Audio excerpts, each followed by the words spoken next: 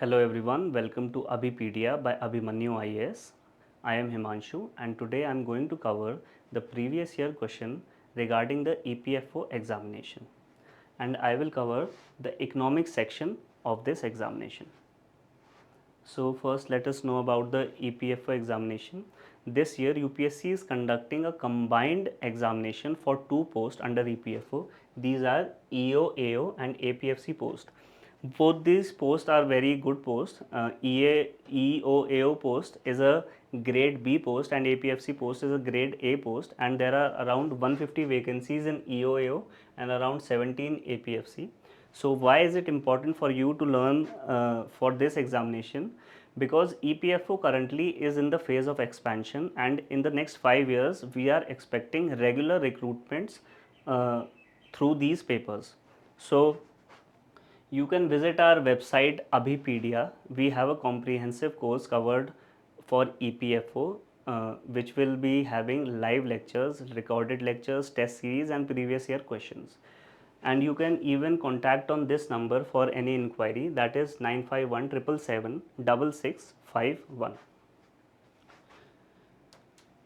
So this question was asked in 2023. Which one of the following among the statement regarding human development is not correct? The basic concept of income approach to human development is that the level of income reflects the level of freedom an individual enjoys. Basic need approach to human development was initially proposed by ILO. Human Poverty Index measures the shortfall in human development. Under the welfare approach to human development, the government protects and promotes private entrepreneurs to maximize expenditure on welfare. So option one is correct. Income approach to human development यही कहता है कि जैसे जैसे आपकी income बढ़ रही है आपका लेवल ऑफ फ्रीडम बढ़ेगा. Second option is also correct. ILO was first to propose it. And option three is also correct. Option four is not correct because welfare approach क्या कहता है कि सरकार को वेलफेयर एक्सपेंडिचर करना चाहिए for the welfare of the society. अब किसी प्राइवेट एंटरप्रेन्योर को अगर आप प्रमोट कर रहे हो तो प्राइवेट हमेशा प्रॉफिट मोटिव के लिए काम करते हैं, तो that won't lead to welfare of the society. So you can read the explanation yourself. The second question that was asked was, which of the following statement about a unicorn is correct? In a venture capital industry, the term unicorn refers to any startup that reaches the valuation of 10 billion. This is not correct because it should be 1 billion over here. Only a privately held startup can be a unicorn. That is absolutely correct. If a privately held startup goes public, then it cannot be considered a unicorn anymore. So the correct answer will be 2 only.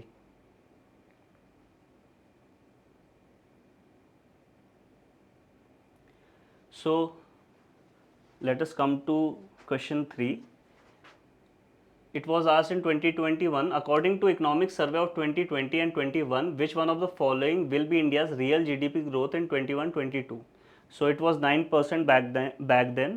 This year in economic survey of 24-25, it has been projected from 6.3 to 6.8%.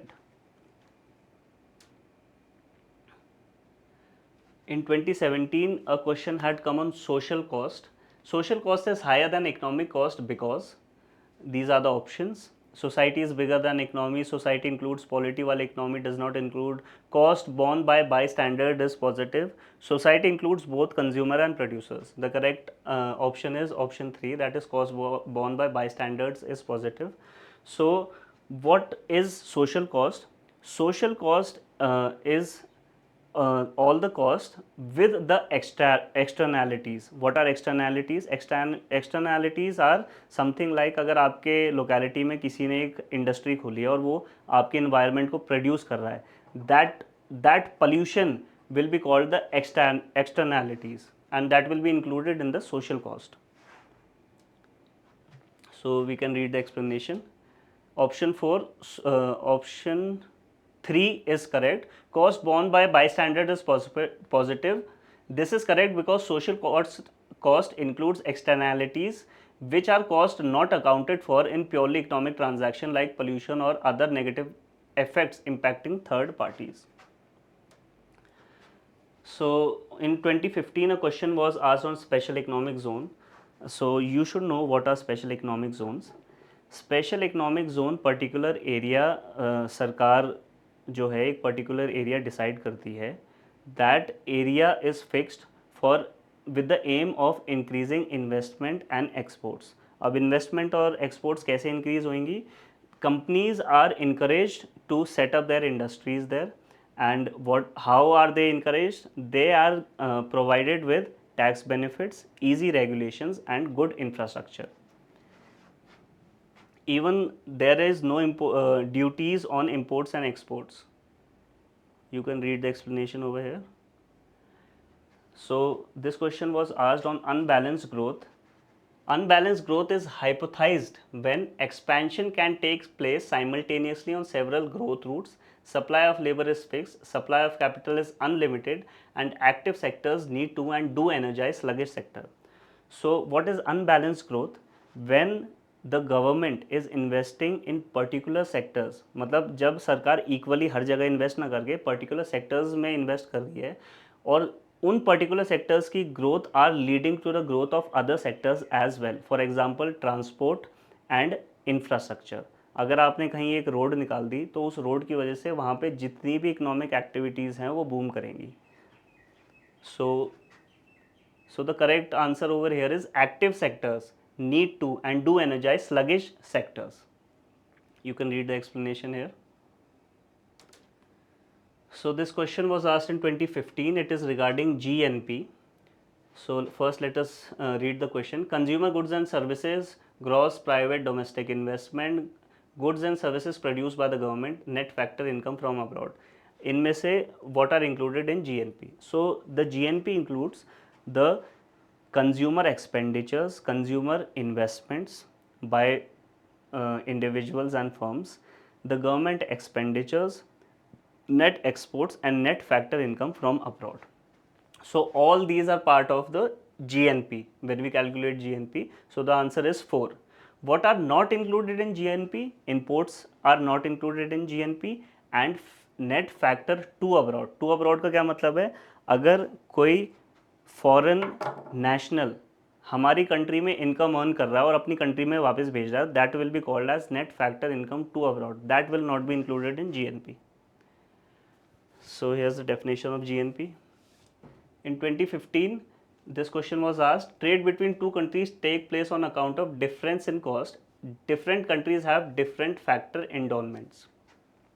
तो simple सी बात है कि एक good का cost depend करता है उसमें जो cost of factor of production है वो कितना लग रहा है. अगर आपके फैक्टर ऑफ प्रोडक्शन का कॉस्ट हाई है तो ऑब्वियसली आपका जो गुड्स प्रोड्यूस होगा उसका कॉस्ट हाई होगा. And if the cost of your good is high then other countries product will be that will be available in your country will sell more than your product. So cost difference की वजह से ही import export हो सकता है. अगर हर जगह same cost हो जाएगा तो इम्पोर्ट एक्सपोर्ट भी नहीं हो पाएगा. So let us read the explanation. Trade between two countries take place on account of differences in cost. This refers to the concept of comparative advantage where countries trade because they can produce goods more efficiently at lower cost than other countries. Statement 2 is different countries have different factor endowments. This is also true. This statement is based on the Heckscher-Ohlin theory that explains that trade can occur because countries possess different resources or factors of production. So let us move further. So this was asked in 2023. Quantified domestic minimum top up tax is generally talked about in the context of global anti-base erosion rule, prevention of money laundering, regulation of crypto, virtual digital transactions. So before answering this question, you should know what is base erosion and profit shifting. Base erosion और profit shifting उसे कहते हैं जब कोई multinational company अपने जो देश में टैक्सिंग सिस्टम है उसमें लूप होल्स ढूंढती है और उस लूप होल्स के द्वारा दूसरी कंट्री में अपने प्रॉफिट्स शिफ्ट कर देती है जहाँ पे या तो मिनिमम टैक्स होता है या कोई भी टैक्स नहीं होता है. So this is called base erosion and profit shifting. ये करा जाता है to avoid paying taxes. So the correct answer here is global anti base erosion rules. You can read the explanation yourself. तो कौन निकालता है ये? OECD निकालता है. Railway budget was separated from general budget owing to separation convention of 1924 is the correct answer here. So this was asked in 2017. Which one of the following is not a feature of Aadhaar? तो आधार का feature इनमें से कौन सा नहीं है? Only citizens of India are entitled for enrolment under this act. So this is not the correct option. Why? Aadhaar में कौन कौन इनरोल कर सकता है? सिर्फ सिटीजन नहीं इनरोल कर सकते. ओवरसीज सिटीजन ऑफ इंडिया जो कार्ड होल्डर्स हैं वो भी इनरोल कर सकते हैं. कोई फॉरेन नेशनल जो 182 डेज से ज़्यादा इंडिया में रह रहा है इमीडिएटली बिफोर अप्लाइंग फॉर आधार, वो भी आधार के लिए अप्लाई कर सकता है, उसे भी आधार मिल सकता है. और सिटीजन ऑफ नेपाल और भूटान को भी आधार मिल सकता है अगर उनके पास इंडियन पासपोर्ट है. So cess on coal at ₹100 per ton is a type of carbon tax, carbon subsidies, carbon incentive of technology, carbon incentive for selling carbon print. So cess in itself is a type of tax. तो आपको बस यही देखना था and the correct answer is carbon tax. You can read the other type of carbons.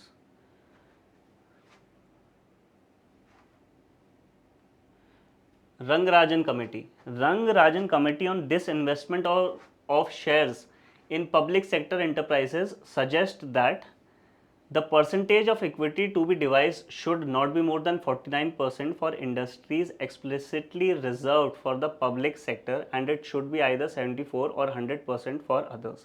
So yes, this was said in the Rangarajan Committee. Year-wise targets of disinvestment should be maintained. So there were no targets for disinvestment mentioned there. So the option 2 is not correct. Correct option is option 1. Correct option is option 1 only. So you should also know what are the core industries in India, because a question can be asked on it. So the core industries are those industries जिनकी economic activities जो हैं वो बहुत important होती हैं for a country. तो these are coal industry, crude oil industry, natural gas, and refinery industry, fishery industry, fertilizer industry, cement and steel industry. These are the 8 core industries in India. You can read about the Rangarajan Committee. When the government ownership in public sector undertaking is diluted, it is called disinvestment. Privatisation क्या होता है? जब सरकार अपनी जो ownership है वो private hands में दे देती है, मतलब एक तरीके से अपनी ओनरशिप ही दे देती है सारी, तो उसे प्राइवेटाइजेशन कहते हैं. Public private partnership, collaboration between government and private sector. Disinvestment क्या है? when government ownership in public enterprises is reduced by selling its share or equity. So that is called disinvestment, and there is also deflation. You can read it yourself. So in 2015 this was asked, the effect of income tax on consumption, saving and investment are micro effects. Income tax is an example of direct tax. So here what is the correct answer? The correct answer is 2. How? The effect on income tax on consumption, saving and investment are micro effects. This is true, as these effects are observed at the individual or firm level, hence classified as in microeconomics. Statement 2, income tax is an example of direct tax. That is also correct. Now what is the difference between direct tax and indirect tax? Direct tax are those tax that you pay directly to the government, बीच में कोई भी नहीं होता है. Indirect tax में बीच में एक intermediary होता है, आप इंटरमीडिएटरी को पे करते हो टैक्स और वो आगे गवर्नमेंट को टैक्स पे करता है. These are usually levied on goods and services, example GST. So this question was asked in 2023. In India, central bank determines the inflation target in consultation with RBI in terms of consumer price index once in 5 years. This is absolutely correct. Central government inflation target decide करती है. At present, monetary policy framework in India is operated by central government. This is not correct. Monetary policy framework is the domain of RBI. उसके अंदर दो monetary policy होती है, expansionary monetary policy and कॉन्ट्रैक्टिव monetary policy, ये हम बाद में बात करेंगे। तो statement 1 is correct but statement 2 is not correct. तो इस साल का इन्फ्लेशन टारगेट वैसे आरबीआई इस साल का नहीं, मतलब इन जनरल इन्फ्लेशन टारगेट जो सेंट्रल गवर्नमेंट ने डिसाइड करा है that is 4% ±2। You can read the explanation over here. So this was asked in 2023. In India, the RTGS and NEFT payment systems are owned and operated by NPCI. This is not correct. These come under RBI. The National Payment Corporation of India is an entity promoted by banks. So the correct answer over here is option 4, that is statement 1 is incorrect but statement 2 is correct. अब NPCI क्या करती है? NPCI का domain होता है जो भी retail payments होती हैं that come under NPCI. What are those retail payment systems? These are UPI, Aadhaar enabled payment systems, the National Financial Switch, NFS and the IMPS. These comes under NPCI. Dear money क्या होता है? जब rate of interest इतना है हो जाता है कि आपको पैसे बोरो करना बहुत डिफिकल्ट हो जाता है, तो that money which you borrow at very high rate of interest that is called dear money. So dear money indicates the high interest rate environment making borrowing more expensive. So you can read the other options. Correct answer over here is option number 3. Which of the following are the typical differences between private insurance program and social insurance program? तो simply अगर आपको private और social के बीच में difference पता हो तो आप इसे आंसर कर सकते हैं. So the options are adequacy versus equity, voluntary versus mandatory participation, contractual versus statutory rights and funding. Let us see the explanation. Statement 1, adequacy versus equity is correct. Private insurance often focus on adequacy based on premium contribution while social insurance aims for equity and broad coverage. Social जो insurance होता है वो अपनी coverage बढ़ाने पर focus करता है. Voluntary versus mandatory participation, private insurance typically voluntary whereas social insurance usually requires mandatory participation.